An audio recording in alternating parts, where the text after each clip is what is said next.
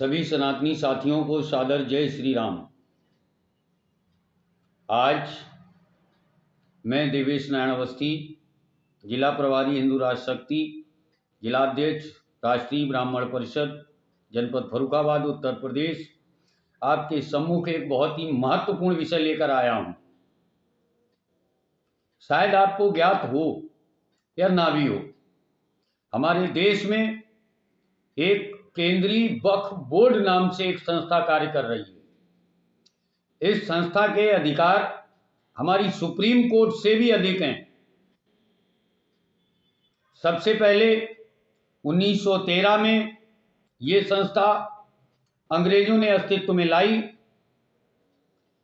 क्यों लाई ये हम सब जानते हैं। अंग्रेजों की कूटनीति थी, फूट डालो राज करो, और उस खाई को बढ़ाने के लिए ये वक्फ बोर्ड नाम की संस्था की स्थापना 1913 में अंग्रेज अधिकारियों के द्वारा की गई।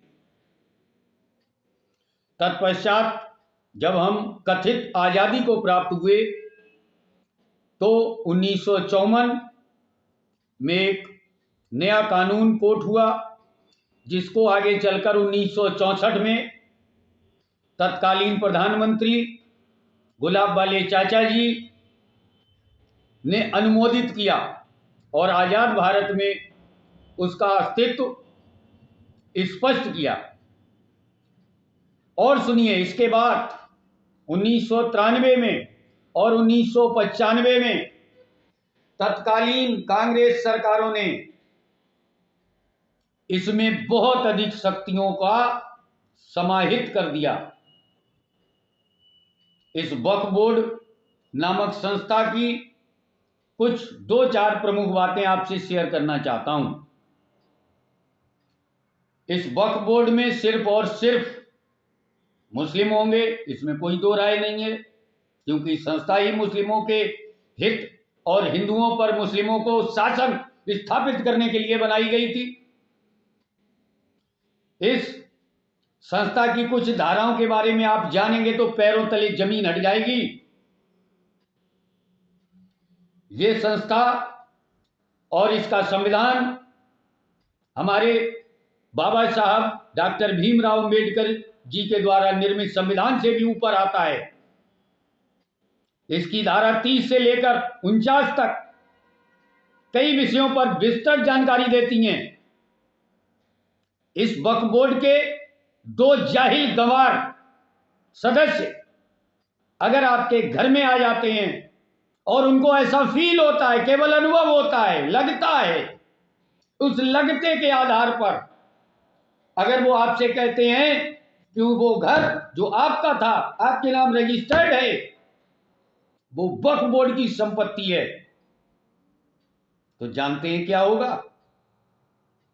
आपको 24 घंटे के अंदर वह घर खाली करना होगा, और नहीं करेंगे तो आप कोर्ट नहीं जा सकते, बल्कि वो 2 जाहिल गंवार मुस्लिम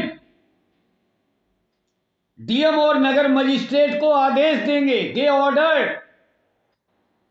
टू मजिस्ट्रेट और the district collector to remove you, आपको हटाने के लिए, उस संपत्ति से बेदखल करने के लिए उनको आदेश देंगे, और वो नगर मजिस्ट्रेट और जिलाधिकारी उनके आदेश को मानने के लिए विवश होगा, बाध्य होगा। आपको कोई भी कोर्ट में नहीं जा सकते, आप कोई अनुमति नहीं है किसी कोर्ट में जाने की। जिला स्तर से लेकर सुप्रीम कोर्ट तक आप नहीं जा सकते, बल्कि उस चीज की गवाही, सबूत पेश करने के लिए आपको बोर्ड के पास जाना पड़ेगा, उस वक्फ बोर्ड के पास जाना पड़ेगा जिसने आपकी संपत्ति पर अवैध कब्जा कर लिया है। अब आप सोचिए, क्या उस बोर्ड में आपके सबूतों को महत्व दिया जाएगा? आपके नाम जो संपत्ति है उसका रजिस्ट्रेशन आपके नाम है, आपने बाकायदा अपनी गाड़ी कमाई लगाई है, उस वक्फ बोर्ड ने जो छीन ली है उसको आप लेने के लिए उन्हीं के पैरों में जाएंगे। ये कानून कहता है, वक्फ बोर्ड अधिनियम। मेरे प्यारे सनातन साथियों, ऐसा एक नहीं है, ऐसे हजारों पाप इन कांग्रेसियों ने किए हैं। मुझे जब जब जो नालायकी इनकी दिखेगी, मैं सबूतों के साथ आपके सामने प्रस्तुत करूंगा। आपको ऐसे ही समय समय पर जगाता रहूंगा, यद्यप नींद में तो बहुत गहरे सोए हो। मेरे सनातन साथियों, बहुत गहरी निद्रा में सोए हुए हो। उठने का समय है, जागने का समय है। विवेकानंद जी की बातों को याद कीजिए। आप किस संस्कृति के हैं? आप भारत को देश समझ रहे हैं? भारत देश नहीं, एक राष्ट्र है, और राष्ट्र समाज से होता है, सनातन धर्मियों की भावनाओं से होता है। अपने अंदर का हिंदुत्व जागृत कीजिए। भारत देश के टुकड़े कई बार हुए। मैं देश को नहीं मानता। देश की सुरक्षा संरक्षा करने के लिए सरकारें हैं, कोर्ट हैं, पुलिस है, आर्मी है। A lot of institutions are there for the safety of the country. Nation क्या है, राष्ट्र क्या है? आपको भारत राष्ट्र की रक्षा करनी है। भारत राष्ट्र आपकी भावनाओं से है, आपके सरोकारों से है। 1947 में बंटवारा होने के बावजूद आज भी पाकिस्तान में ऐसे कई मंदिर हैं, माता शारदा पीठ से लेकर अनेकों मंदिर बलूचिस्तान में भी हैं, बांग्लादेश में भी, ढाका में माता ढाकेश्वरी का मंदिर है। आज भी वहां दीपक जलाने वाले उपस्थित हैं। क्यों? क्योंकि भारत राष्ट्र जिंदा है हमारे हृदय में।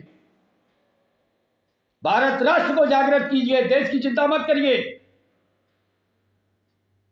देश की चिंता करने के लिए बहुत से ऐसे संस्थान बने हुए हैं संविधान के माध्यम से।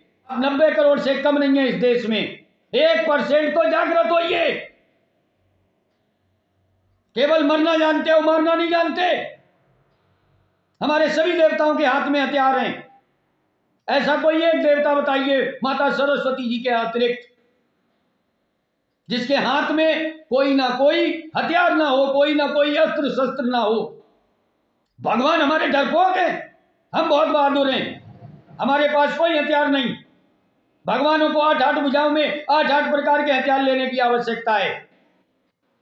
अपने अंदर के सोए हुए ईश्वर को जागृत कीजिए। महाभारत के श्री योगी राज कृष्ण को जागृत कीजिए। जय हिंद, जय श्री राम, वंदे मातरम। धन्यवाद।